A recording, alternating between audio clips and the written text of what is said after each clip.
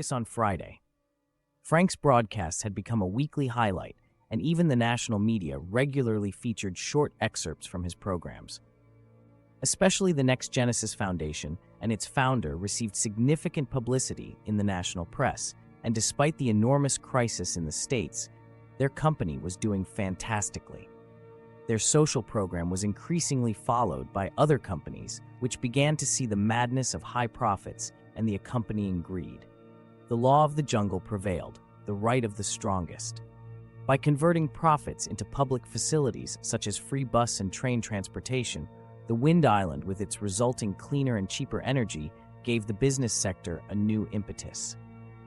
DF, the well-known truck company led by the de Roige family, in collaboration with Van Dorn's Transmission, began developing the electric truck. With current batteries, it already had a range of 1,000 kilometers, making it more attractive for freight traffic to switch over. After a proposal in the House of Representatives by the PVV, Groenlinks, and the SP, who had meanwhile held a secret meeting with Farmado and agreed to use their power within the House to push through some good ideas from Farmado. One of these ideas was that given the already considerable wealth of the royal family, it would be better not to invest another cent in a family that just from the interest on their current income would never suffer from hunger or poverty. He proposed using the money as a subsidy to purchase an electric Volkswagen. This would speed up the transition to cleaner energy, which was a necessity given the current state of the planet. One of the advantages of this program was that there was no firearm ownership in the Netherlands. The risk of people with radical ideas posing a danger was less. Our society benefited more from a peaceful solution to the problem. America, on the brink of the greatest depression ever, was at a loss and becoming increasingly politically isolated. It was as if a wildebeest, dying of thirst in a desert, was being watched by a bunch of vultures, savoring the anticipation of the feast, stripping the animal to the bone after its death. The relationship between Frank and Peter began to become more tense, unnoticed at first, and Frank felt increasingly uncomfortable around this man since learning the real story. Peter sometimes looked at Frank with a gaze that said, "You're next." At least that's what Frank thought, knowing that the truth would soon come out. Good evening, everyone. We have an excellent topic tonight, which is the Next Genesis Foundation and their work. Who are they, and why are they doing this? With us in the studio is Marcel van den Megen. Tonight, one of the guests, he is the spokesperson for the foundation. But first, I'll talk with our first and loyal guest, Walter Kroos. If you have any questions, Marcel, feel free to join the conversation. After all, you are here to clarify some matters. Peter is also with us again and will add necessary insights from the studio. Welcome, Peter. Good evening, Frank, and thank you again for this opportunity to give viewers more insight into the workings of our national politics. How are we doing and where are we headed? Who can say? I wish I knew. But let's get started. Back to you, Frank. Walter, how are you and how are things going? Well, Frank, let me tell you, we are on the edge of the abyss. The credit crisis has pushed us another step in that direction. Due to low spending caused by deflation, high unemployment, and the lack of good plans to turn the tide, many large retail companies are under pressure. The commercial real estate market is collapsing. Business and office buildings are no longer being sold or rented, resulting in much vacancy. Entire malls and megastores are vacating their premises due to bankruptcy or cost-cutting. Starbucks, McDonald's, Walmart, and Kmart are closing several locations every month and disappearing from the American landscape. The era of overconsumption has ended. It was noticeable this Christmas when a niece gave me a homemade gift. She didn't have enough money to buy something.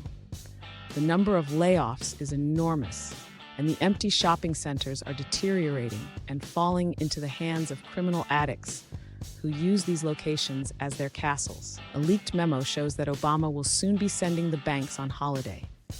This means that no money can be withdrawn. Small amounts are allowed, but people can no longer access all their money. This is his first step towards introducing the Amero. Bank balances will be frozen and exchanged for the Amero. This bank holiday immediately signals all foreign banks to take their measures.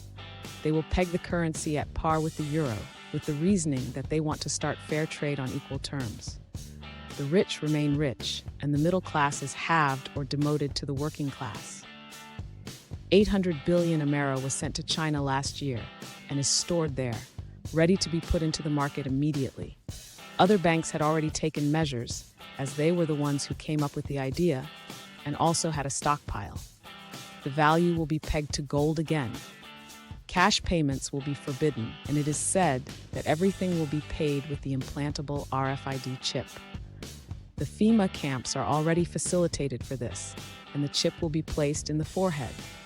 Those who refuse will be immediately gassed and burned in the red section of these camps.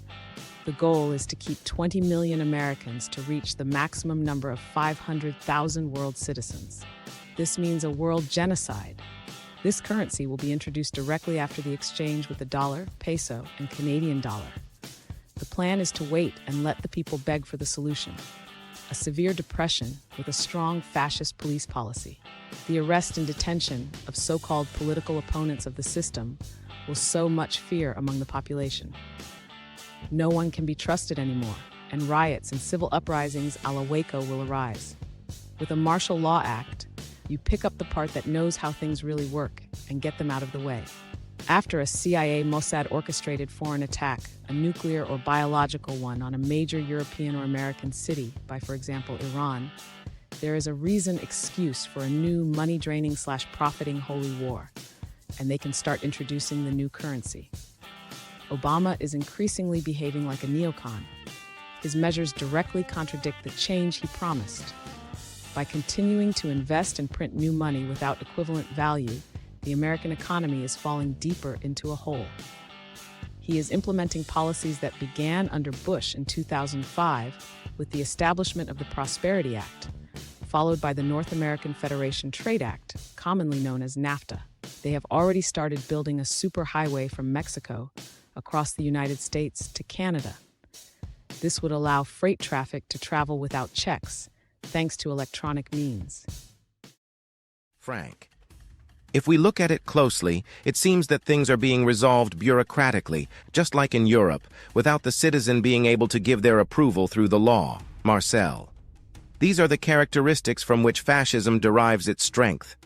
They make the population fearful and keep them distracted, give the people bread and circuses via the internet, games, gambling sites, porn sites, idols, musicals, the national soccer team, and make sure they work hard, wear them out, and ensure that they have distractions from their daily stress. Make the youth addicted and train them through games to become soldiers in the making. In Hitler's book Mein Kampf, you see the same chaos as now. Many civil servants and thus many opinions and little decisiveness. A strong arm was needed. The opportunity to allow a poor country like Germany after World War I to have a war industry again and grow into a power state was offered to him, Hitler, by the banks, particularly the Bank of England and the American Union Bank. Now that the Israelis have invaded Gaza, it becomes clear that the Israeli influence in the American government is very strong. They are the ones who own the companies that keep this war industry running. America wants a ceasefire, but understands the invasion and lets the genocide within this already utterly stripped-down population group continue quietly. The group, the International Lawyers, is already very far along with their preparations for the trial against all world leaders, where the accused leaders can simply follow the trial from home via the internet, and the world population is recognized as the jury. After the trial, they get to choose, just like in elections, guilty, not guilty. The Next Genesis has already started a project via the internet, where they are looking for people in all sectors of the population to handle this task together. Before this trial, I will, on behalf of Far Miedo, give a speech via a holographic display directed at all the peoples within the United Nations for my personal safety. Far Miedo stays in the background because he does not want to be seen as a new guru. He has no ambition to lead people. Peter. How about those gruesome videos on the internet that have already been downloaded by billions of people? Nice way of thinking if you see all this senseless violence. I mean, how do I help the world when I see in one of their videos that the entrails of an 18-year-old girl are being eaten? And I haven't even mentioned the way the rats used for this chewed their way in. While I'm talking about this, the idea of sacrificing your firstborn is seen as a religious concept, something that has attracted people for centuries. How far would I go when I sacrifice my child? Parents who see their child go to war, to be sacrificed this time for the big money, should ask themselves if the loss of their child is worth it, and wouldn't it have been better to sacrifice your child yourself and spare them the misery of a hopeless, senseless war? You can help turn the tide and put an end to the senseless violence. The real cause will become clear during the speech I will give, which I am already looking forward to. Can you share some details from that speech with us already? No, that would be a bit premature. There are still some issues we need to sort out first. In the meantime, the preparations for the Hertogenbosch festival are progressing steadily, and we expect to witness a grand spectacle this summer. There are already plenty of candidates. Both famous and unknown people from Den Bosch have signed up. We even received applications from former residents living in Australia. The entire operation is running smoothly. A nice side effect is that many young people have ended up in companies that could often use some help, because the youth who create the parts of the games now choose a company where they are motivated to enter, and if expectations are met, stay on. The companies are also extremely enthusiastic and are working together from all sides to create a fantastic festival. It seemed a bit ambitious to them at first, but after the commercials and the well-known Bosch enthusiasm, everyone in Den Bosch now knows about it, and the whole city is getting behind it. After this short break, we are back with our two gentlemen. Gentlemen, are we going to experience something new, or are we returning to a more stable situation? The big problem lies in America. How do you get a movement like ours, which is solely focused on improving people's positions, off the ground? As it has turned out, our system works as well. The excess flows back to the people, and they ultimately benefit. We are moving forward, but now together. Some neighborhoods we selected, like the Hambucken, have grown into gems of pleasure. The entire neighborhood is provided with free energy and internet, and now the neighborhood is reaping the benefits. There is more room in the household budget, and mothers and/or fathers are choosing to stay home with their families as the need for a second job disappears. There is more social control in the neighborhood, and crime has vanished now that the lack of money is no longer an issue, and there is no longer any reason to set up a cannabis plantation. In short, things are going as planned. Walter, I would have loved to give the same answer. Here, however, it's still a matter of time until the bomb bursts. A message has just been released via a foreign site that the U.S. Congress and House of Representatives were already informed of the plans of this new government during a closed-door meeting last March. Obama warned back then that he would use martial law and apply it immediately to control the population during the switch to the Amero. The troops he needed for this had been training for years, including with Blackwater in the U.S. itself. We interrupt the program for a just-received message. This morning, in the center of town, near the Korenbroekstraat, close to the boarding point for the Binnendienst Canal tour, the body of a 26-year-old man was found. The body was discovered at the bottom of the stairs leading to the lower statue of our dear Gerritje. There were no signs of violence, but the man had an extremely high blood alcohol content. Witnesses told the police last night that they saw someone leaning against the bridge railing, but they thought the man was simply drunk. No one saw him fall. The police are treating it as a serious accident. The weather is stormy with plenty of snow showers and occasional clearings. Frank was busy organizing his papers when a song about Gerritje suddenly came to mind. He began to hum softly. That goes to Den Bosch, sweet dear Gerritje. That goes to Den Bosch, sweet dear girl. Well, that guy has certainly been there, literally and figuratively. I hope he didn't suffer too much. He must have fallen down those steep stairs with his drunken ass and broken his neck. 5 seconds from now. 5, 4, 3, 2, 1, go. Walter continued, and you could tell from his voice that it wasn't going to be good news.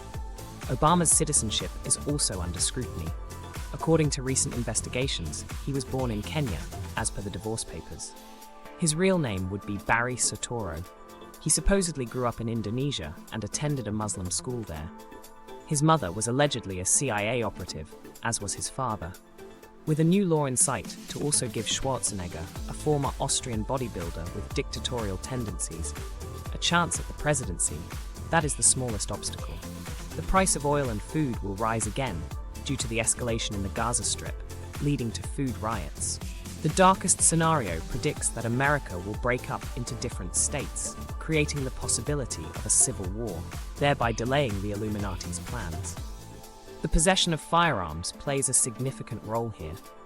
Previously formed nationalist militias are already preparing to protect their own territories.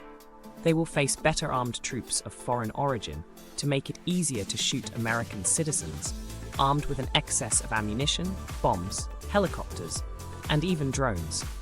The uprising will be violently suppressed because the large number of casualties is essential for their plans. They will use the latest neutron bombs and sound weapons that were extensively tested during the G7 meeting in Toronto, Canada, and are perfect for controlling a protesting mass. These neutron bombs only kill people, leave buildings intact, and the radiation disappears after a short time. It's about the gain of land and possessions. Lebensraum.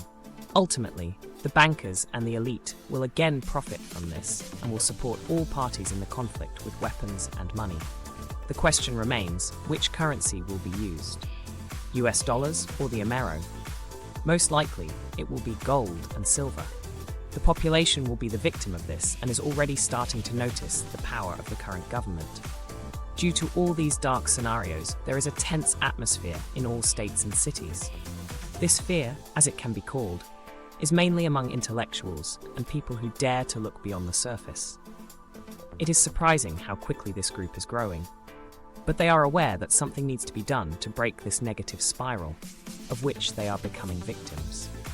Here in the States, they support Farmiedo's plan and are doing everything possible to ensure the planned speech goes ahead. They are curious about what will be said and if he has or will give a solution. We are all curious. And with these words, I would like to close and thank you again for your attention. I remind you that you can still call our phone team.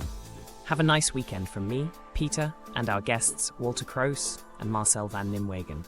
See you next week for a new Focus on Friday.